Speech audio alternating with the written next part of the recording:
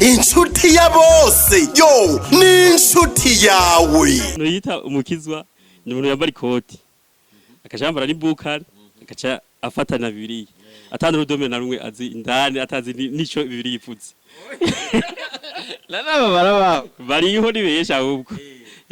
Mu rusengero baravuga ati nimuzingurura hanana akazingurura akigira nko komega yo bari karasoma nahandi yo bigacima y'amazu. Nivyo birabaho. Birabaho. Sikoro mu nzo y'Imana. Ahubwo n'ubwesikoro ahubwo burarenze.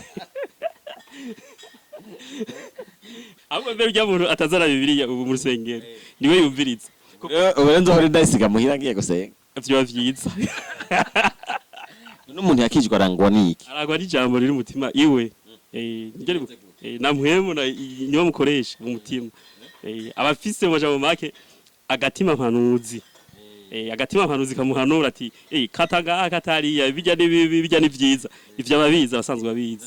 None ko hari igihe abantu bavuga ko buze mpemu yera ukabona ko baravugishwa bakavuga indimi zitamenyekana ngira ngo babazimenya nawe ukavuze uwundi mpemu bamenyera ni beshi bashobora kuba ari beshi nyene bashobora kuba ari beshi kubera hariho abavuga ngo indimi zitamenyekana ugasanga mbere bariko baranatukana kuko ntibashobora kumenya ivyo bavuze bo bikangura basanga bavutse natwe tuko turabumviriza turi impande yawe tukavuga ati wa muntu yavugishijwe kwera ujya muntu arakomeye cyane mugabo turashobora gusanga ahubwo yari kavuga indimi z'ibitutsi nawe uramaze gusenga mu shengero bavugisha yego hanyuma yuko bavugishwa bigenda gute bariko bavugishwa bava hasi akamera nk'umusazi mu majambo agatubwenge amera nk'umuntu yataye ubwenge kandi yari umuntu akomeye hanyuma agatangura akavuga ibintu akazunguruka agakoma indura akagwa hasi akikumbagaza ivyo kwambara byo nturinde kumubwira n'impuzu zose yozita kandi ari imbere y'abantu nazitaye ari mu rusengero niyo bagize kosa oya haba hari abantu nabo babajejwe kuza baramushirako ibitenge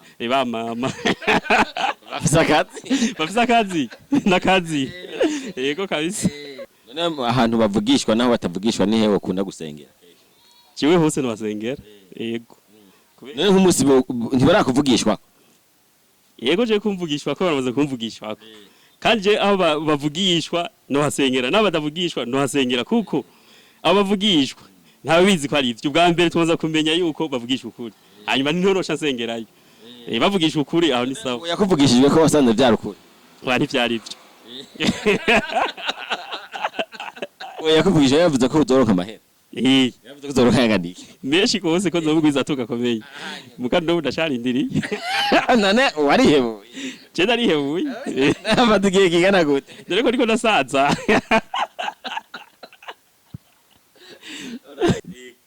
Salomo ngo yafise abagore 1,000 urabisoma je ndavyumva bivuga wavyumvise muri biyantu wabise ngo 1,000 mbwira ingene umuntu yoshobora kurima iyo mirima y'1,000 nkuko bivuze hanyuma akayirima neza kuri wa mwanya agatera ibiharage hama akabibagara akavyimbura yoba bigenze gute je nibaza yuko ubwo bwarushobozi bw'Imana bwamukoreramwe kuko Imana nta na kimwe yari yamwimye yari yamuhaye vyose yategezwe kubishobora rero yego Imana nirekura abantu kurongora abagore benshi kandi twumva ko Imana ibibutsa ahubwo ntibibutsa none kivuga iti nimugwire mungane n'imisenyi yo kiyaga natwe turashara inkehwa